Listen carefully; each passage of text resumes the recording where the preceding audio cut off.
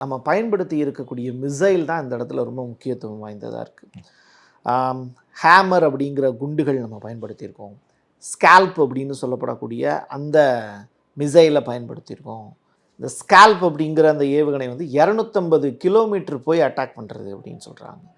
250 kilometre தாண்டி போய் attack பண்ணுறதுக்கு வல்லதுன்னா அந்த 9 இடங்களை நம்ம பார்க்கணும்.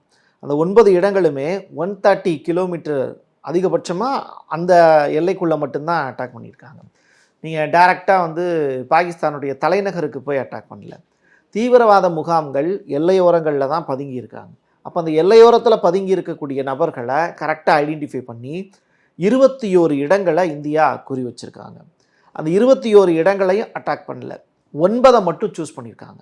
இந்த 9மே மசூர் அப்படின்னு சொல்லப்படக்கூடிய அந்த தீவிரவாதி பதுங்கி இருந்த இடம்னு சொல்லப்படுது. பட் அவர் வந்து அன்ஃபார்ச்சுனேட்லி அவரை கொலை செய்ய முடியலை.